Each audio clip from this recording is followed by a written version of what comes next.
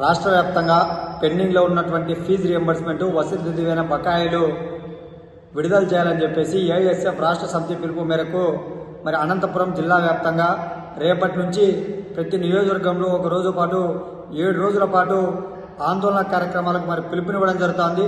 దానికి సంబంధించి ఈరోజు ఏఐఎస్ఎఫ్ ఆధ్వర్యంలో నీలం రాజశేఖర రెడ్డి భవనం ముందు పత్రికా విలేకరుల సమావేశం ఏర్పాటు చేయడం జరిగింది.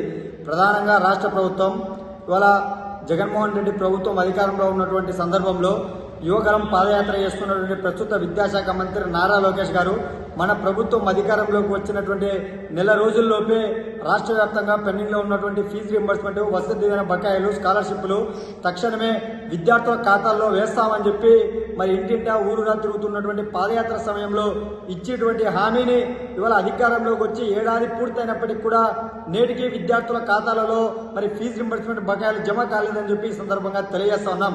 ఇవాళ అధికారంలోకి వచ్చినటువంటి వెంటనే ఇవాళ ప్రస్తుత విద్యాశాఖ మంత్రి కేవలం ఒక 700 కోట్లు మాత్రమే విడుదల చేసేసి దాన్ని పూర్తిగా మరి పెండింగ్ లో ఉన్నటువంటి 4600 కోట్లు విడుదల చేయకుండా కేవలం పేపర్ ప్రకటనలకు మాత్రమే పరిమితం చేశారు. మరోవైపు గతంలో జరిగినటువంటి రాష్ట్ర బడ్జెట్ సమావేశంలో ఇవాళ రాష్ట్ర ప్రభుత్వం 2000 కోట్లకు పైచిలకు ఫీజు రియంబర్స్మెంట్ పథకం మరి విడుదల చేస్తామని చెప్పి ఇవాళ ఆర్థిక శాఖ మంత్రి మరి రాష్ట్ర బడ్జెట్ లో ప్రకటిస్తున్నప్పటికీ కేవలం పేపర్ ప్రకటనలకే పరిమితమవుతాయి తప్ప ఇంతవరకు ఆ 2000 కోట్లకు పైగా డబ్బులు రాష్ట్ర ప్రభుత్వం ఇంతవరకు విడుదల చేయలేదు.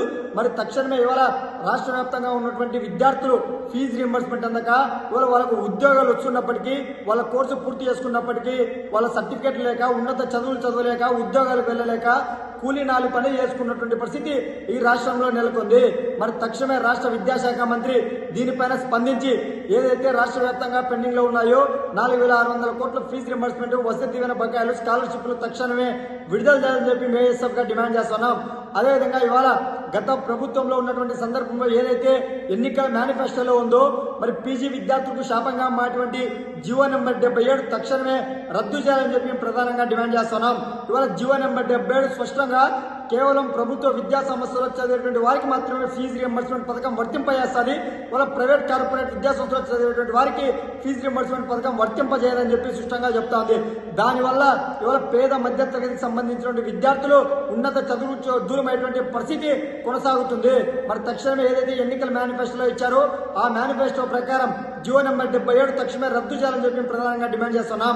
మరి రేపటి నుంచి మరి జూలై 10వ తేదీ వరకు జిల్లా వ్యాప్తంగా ఏఐఎస్ఎఫ్ ఆధ్వర్యంలో ఈ 2 అంశాలపైన ప్రతిరోజు ఎంఆర్ఓ, ఆర్డీఓ కార్యాలయం దగ్గర మరి ప్రధానమైనటువంటి కూడలిలో ధర్నా కార్యక్రమాలు కూడా ఏర్పాటు చేయబోతున్నాం. అది 10వ తేదీ అనంతరం కూడా 11వ తేదీ మరి అనంతపురం జిల్లాలో అనంతపురం నగరంలో ఉన్నటువంటి కలెక్టరేట్ కార్యాలయం వద్ద వేలాది మంది విద్యార్థులతో ఏఐఎస్ఎఫ్ ఆధ్వర్యంలో పెండింగ్ లో ఉన్నటువంటి ఫీజు రింబర్స్మెంట్ బకాయిలు జీవో నెంబర్ 77 రద్దు చేయాలని చెప్పేసి ఉద్యమాలు చేపట్టబోతున్నాం.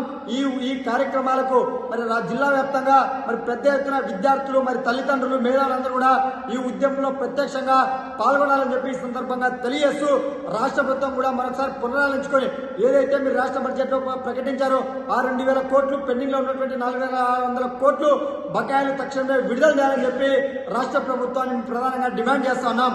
లేని పక్షంలో మరి రాష్ట్ర వ్యాప్తంగా ఈ 11వ తేదీ కలెక్టరేట్ కార్యాలయం అనంతరం కూడా మరి రాష్ట్ర వ్యాప్తంగా పెద్ద ఎత్తున ఉద్యమ రూపకల్పన చేసి అనంతరం చలో విజయవాడ కార్యక్రమానికి కూడా మరి పిలుపునిస్తామని చెప్పి ఈ సందర్భంగా రాష్ట్ర ప్రభుత్వాన్ని హెచ్చరిస్తా ఉన్నాం.